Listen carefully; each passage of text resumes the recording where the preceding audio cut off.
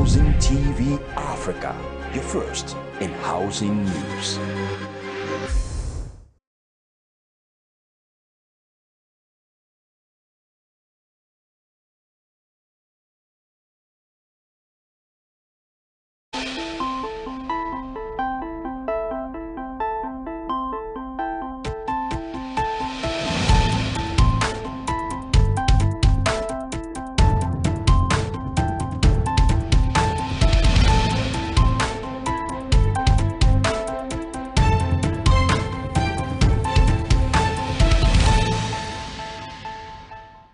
Hello and welcome. Here is news update on Housing TV Africa.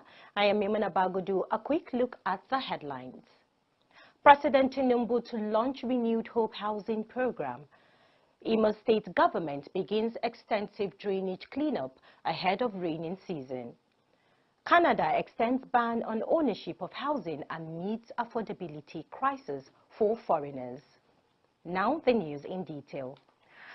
Starting with a ray of hope for the housing sector in Nigeria, the President Bola Tinubu is set to inaugurate the Renewed Home Cities and Estates program. The program aims to provide a much-needed boost to housing availability across the country, offering a total of 40,000 units. These will be distributed in locations across the 6 geopolitical zones and the Federal Capital Territory, with each site receiving 1,000 units.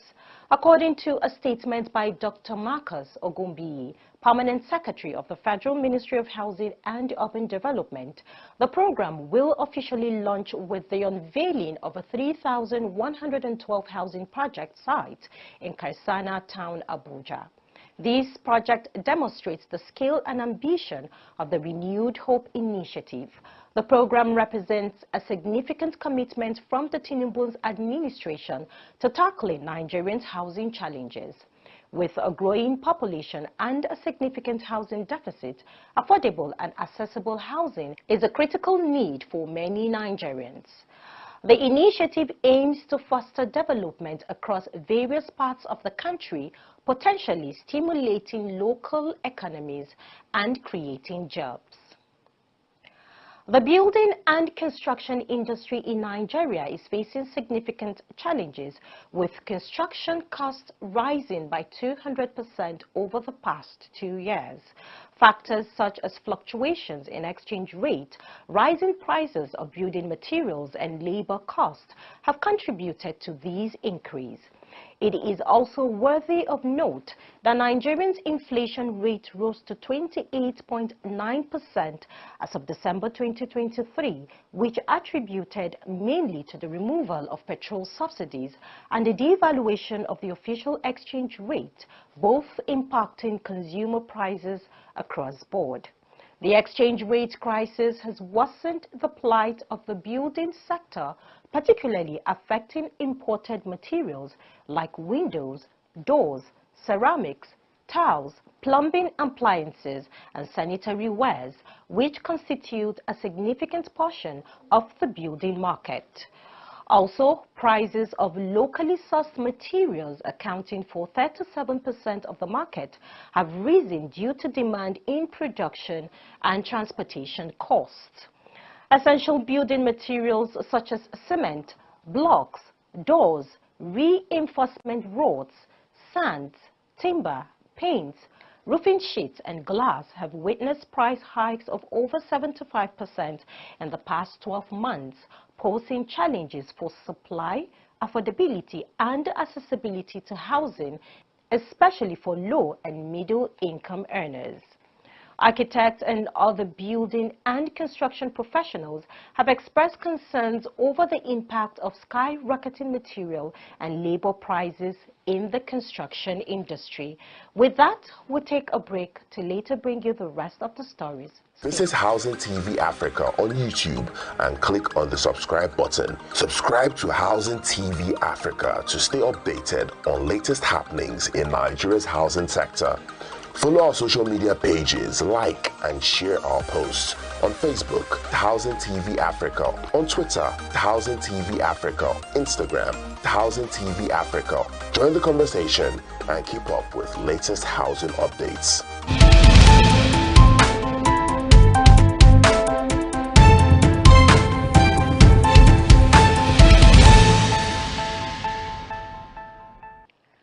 Welcome back from the break. The African Development Bank has announced plans to disburse $540 million to kickstart the first phase of development for special agro-industrial processing zones called SAPS in Nigeria. As part of moves by the federal government and the bank to enhance food security in Nigeria, the initial phase of SAPS development will benefit 3 states, namely Oyo, Kaduna and Cross River. These states are poised to receive support for the establishment of processing zones, and other states are set to follow suit once documentation processes are completed. According to a statement issued by Stanley Nwokocha, Senior Special Assistant to the President on Media and Publicity, he noted that Office of the Vice President, Kashim Shettima, has urged swift action, emphasizing the need for the government and its development partners to translate these plans into tangible results. Still on housing news updates, in another news, the Imo State government has begun an extensive cleanup initiative targeting drainages in Owerri and its surroundings, gearing up for the impending rainy season. Mr. Ugochukwu Agazie, the Director of Operations at the Imo State Waste Management Company, addressed reporters during an ongoing cleanup operation at Douglas Road, Owerri, emphasizing the significance of these endeavors. The cleanup campaign aims to promote environmental cleanliness, curbing population and the spread of diseases, while also enhancing the aesthetic appeal of the capital city in preparation for the 2024 rainy season. Agaze outlined key aspects of the cleanup strategy, highlighting plans to relocate roadside traders to markets to facilitate unhindered road access for cleaning purposes. Furthermore, ISWAMAC intends to introduce waste bins for the disposal of both decomposable and non-decomposable refuse, effectively combating littering in the environment. Now in Canada, the government has announced a 2-year extension to the ban on foreign ownership of Canadian housing. Concerns over Canadians being priced out of housing markets across the nation have prompted the decision. Deputy Prime Minister Chrystia Freeland emphasized the necessity of utilizing all available tools to make housing more affordable for Canadians, extending the ban from its original expiration date of January 1st, 2025 to January 1st, 2027. The housing crisis in Canada has been compounded by several factors, including a surge in migrants and international students. This influx has led to increased demand for homes, while construction costs have skyrocketed, worsening the affordability challenge. To address these issues, Canada has recently implemented measures such as a 2-year cap on international student permits and limitations on work permits for some graduates, aiming to tackle the housing crisis fueled by record numbers of newcomers. To end the news, here is a recap of the major stories. President Bola Tinubu is set to inaugurate the renewed Hope Cities and Estates program across the country. Also, the Imo State government has launched an extensive cleanup initiative targeting drainages in Owerri and its surroundings, gearing up for the impending rainy season. And we also told you that Canada has announced a 2-year extension to the ban on foreign ownership of Canadian homes. For more news in the housing sector, do subscribe to our YouTube channel, Housing TV Africa. You can also follow us on all our social media platforms at Housing TV Africa. I am Mimuna Bagudu. Thanks for watching.